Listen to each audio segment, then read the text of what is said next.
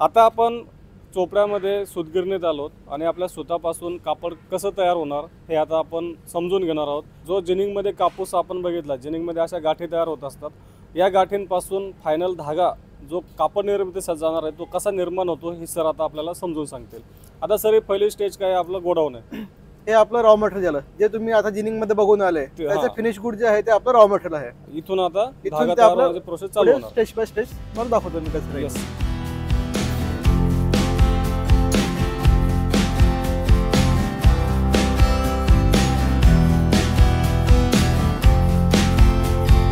या गाठी इथं आणून असं ठेवल्या जातात, ते आणून ते आपण ठेवतो, नीट रचतो आणि ही जी मशीन मला दिसते ती स्पेसिफिक आपण काही सेट करतो एक 6 mm ती प्रत्येक गाठीतनं वरचा लेअर घेईल आणि त्या समोर दिसतंय मशीन आपल्याला त्याच्यात तिला क्लीन करेल। हा जिनिंग मधनं जो आलेला कापूस आहे तो काही एकदम क्लीन नसतो, कारण शेताच्या सोबत आपल्याला काही कचरा येतो, जिनिंग करतात काही कट सीड वगैरे राहतात, त्याच्यामध्ये सर्व आपल्याला वेगळं करायचं आहे। त्याच्या समोर मशीन दिसत आहेत।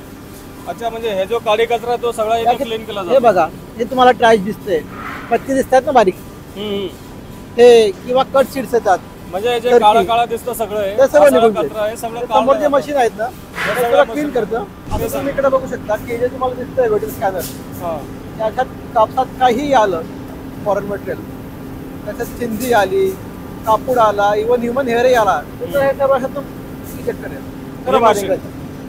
ते मशीनला त्याच्यात फक्त आणि फक्त कापूस पुढे येईल, बाकी काहीच पुढे येणार नाही। सगळं ट्रॅश वगैरे सगळं इथंच पडणार का?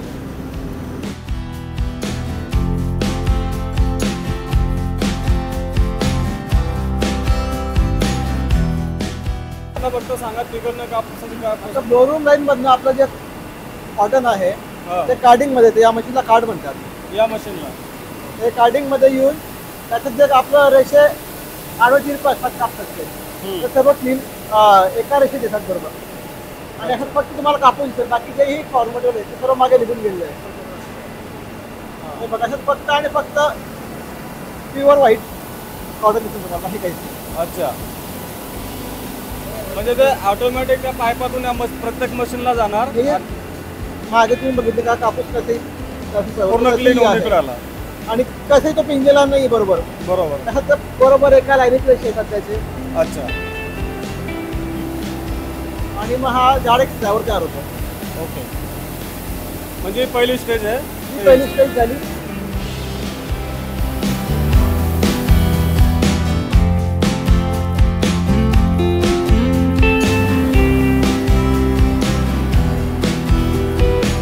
हे सगळे ट्रे तिथं भरतात आणि इकडं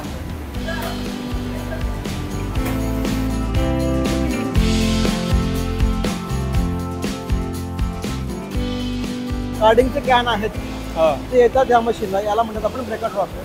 बरं, त्याच्या पुढे कसं आहे, तो कार्डिंगचा जाड धागा जो आहे तो मिक्स करत जायचा आहे आणि त्याला बारीक करत जायचं आहे कॉमन लँग्वेज मध्ये। तुम्ही बघू शकता का इकडे आपले 8 कॅन लागलेले आहेत, कधी 8 कधी 6 प्रोसेसिंगच्या हिशोबाने चालत राहतात आणि ते त्याच्या पुढे तो एक कॅन बाहेर निघेल। ओके, म्हणजे हा सलग धागा तिकून तयार होऊन आला, आता इथून मिक्सिंग करून एक बाहेर निघेल। तिथं 16 कॅन लावलं जातं, त्याचं हे लॅब तयार केलं जातं बसला। अच्छा,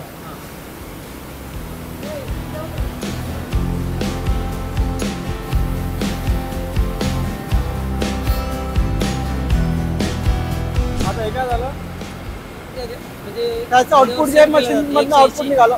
अच्छा, 180 मीटरचं सेट केलं जातं, 180 मीटर जर झालं तर ऑटोमॅटिकली लॅब बाहेर येऊन पडत जाणार, खालनं दुसरा स्पूल खाली पूल ऑटोमॅटिक येतं, ऑटोमॅटिक चालू होतं। ओके, याला लॅब फॉर्म म्हणतात, LM कोईमतूरचे मशीन आहे सगळं इथं। कोंबरमध्ये काय होतं, ते कोम्बिंग करतं, तसंच कोम्बिंग करून ते जास्त शॉर्ट फायबर आहेत ते वेगळे करतं, त्याच्यामुळे आपल्या धागाची स्ट्रेंथ ती वाढते आणि क्वालिटी थोडी आणखी चांगली येते।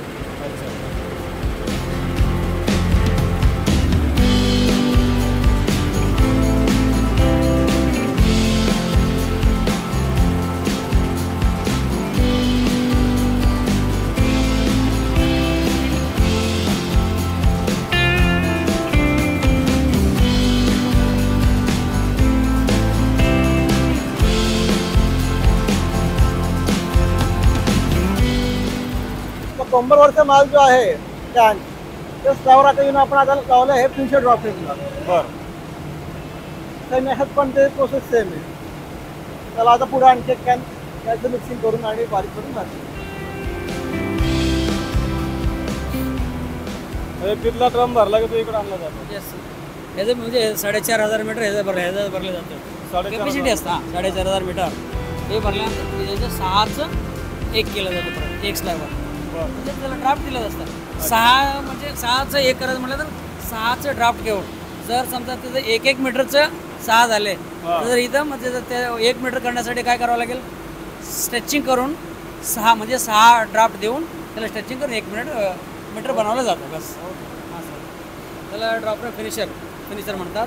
त्याच्यानंतर प्रोसेस आहे. इथला फायनल प्रोडक्ट काय आता? नाही हे स्लॅबवर हे ड्रम भरून येणार का? येस हे काय चाललेलं. अच्छा हे याचं फायनल प्रोडक्ट आहे. आता जे मागचे फिनिशरचे जे कॅन आहेत ते आता आपल्या स्पीड फ्रेमला लागले. ह्या मशीनला 200 कॅन लागतात एका टायमाला. आणि प्रत्येक याच्यापासून प्रत्येक थोडा बारीक धागा बनतो. प्रत्येक बॉबिनला एक त्याला पेट्रोल आहे खालती. लोड असते. अच्छा 20 kg लोड असते. बरं. त्या लोडवर स्ट्रेचिंग करून म्हणजे ह्याच्यात 8 ड्राफ्ट दिले जातात. मागं 1 हँग असलेलं याचं 0.8 म्हणजे 8 मीटर. 1 मीटर स्लॅबरमध्ये 8 मीटर रोविंग केलं जातं.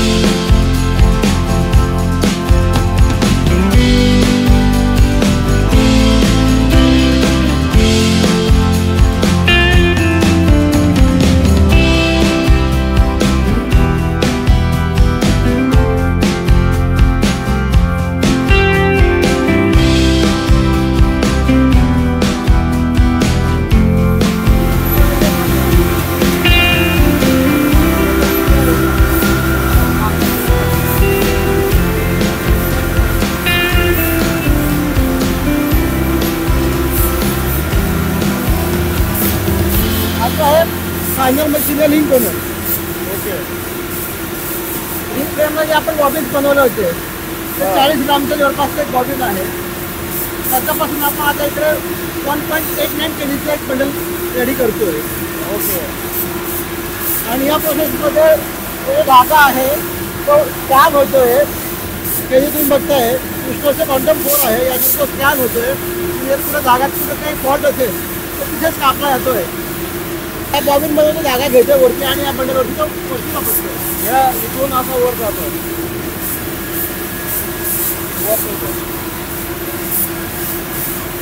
म्हणजे प्रत्येक इंच आणि इंच धागा आपला जो आहे तो स्कॅन होते. त्याची क्वालिटी स्कॅन होते.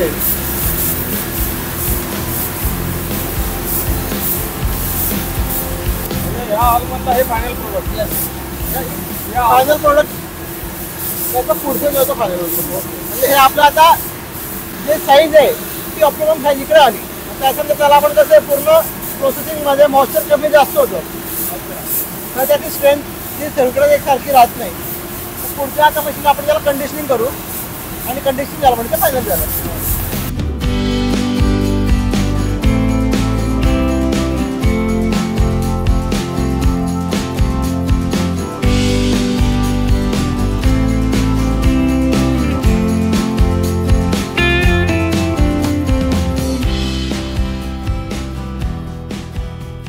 पूर्ण प्रोसेसिंगमध्ये जसं आपलं मॉइश्चर कमी असतो जागात त्याच्यामुळे त्याची क्वालिटी एकसारखी राहत नाही.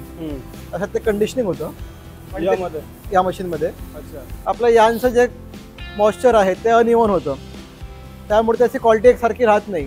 तर आता सगळ्यात शेवटी आपण त्याला कंडिशनिंग करतो, त्याला एक अर्धा तास आपण कंडिशनिंग करतो, त्याच्यामुळे त्याचं जे मॉइश्चर आहे ते इव्हन होतं आणि त्याचे पॅरामीटर्स पण एकसारखे येतात. आता हे जे बाहेर काढून ठेवले कंडिशन केलेलं कंडिशनिंग केलं, कंडिशनिंग त्याला आपण पॅकिंग करतो. 24 कोणचं एक पॅकिंग होतं आपलं आणि मग ते पॅकिंग आपलं लोअरमध्ये पॅक होऊन 24 कोण एका बॉक्समध्ये बॅग किंवा बॉक्स मार्केटच्या हिशोबाने कुठे काय त्याच्या हिशोबाने. आता आपण बघू शकता ही आपली लॅब आहे, टोटल उस्टरची लॅब आहे.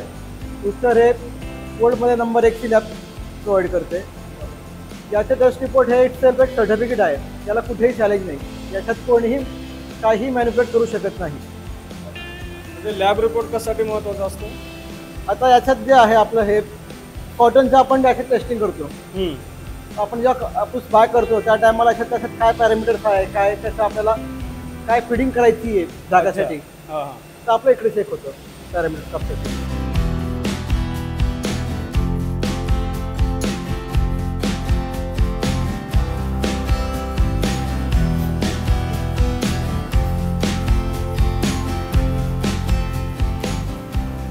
आता हे काय करतं? प्रोसेस असतात. प्रोसेस म्हणजे अच्छा. हां म्हणजे आत गेलं ते पिंचून त्याचं हां बस त्याचं एक डेन्सिटी चेक केलं जातं. अच्छा.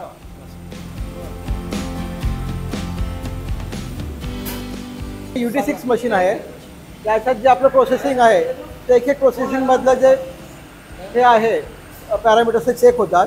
कशाचे पॅरामीटर? धाग्याचे धाग्याचे. प्रत्येक प्रोसेसमधले. बरं. एक प्रकारचं स्कॅनर आहे, त्याच्यात जवळपास 150 प्रकारचे टेस्ट येतात. हे सगळं टेस्ट केल्यानंतरच आपलं फायनल प्रोडक्ट बाहेर जाणार. आपल्या धाग्याची जी क्वालिटी असतात आपल्याला चेक होते, प्रॉपर आहे कशी आहे. अरे वा. हे सगळं ऑटोमेटेड आहे, टोटल वाटतं ह्युमन इंटरफेअर काहीच नाही. आता हे कम्प्युटर काय दाखवतंय? टेस्टिंग सुरू करतात ते अच्छा. धागेची आणि ती जाडी- टेस्ट झाल्यानंतर ते त्याच्यात पॅरामीटर्स दाखवलं काय काय त्याचे पॅरामीटर्स आहेत. बरं. त्याचं म्हणजे या मशीनचा अख्खा रिपोर्ट आपल्याला कम्प्युटरवर दिसतो. बरोबर म्हणजे धागा थिक अच्छा. त्याचं हेरिनेस किती आहे, जवळपास 150 पॅरामीटर आहेत सर त्याच्यात चेक व्हायला. 150. जसं आपलं सिटी स्कॅन मशीन आहे, हां. हे धाग्याचं सिटी स्कॅन आहे. सगळे त्यातले आजार तर बाहेर काढून तुम्हाला दाखवणार. त्याचं स्वास्थ्य कसं आहे, आरोग्य कसं आहे, हे सगळं दाखवणार आहात. धाग्याचे आरोग्य तीन सीट किती आहे, त्याच्यात नेक्स्ट किती आहे, सर्व ते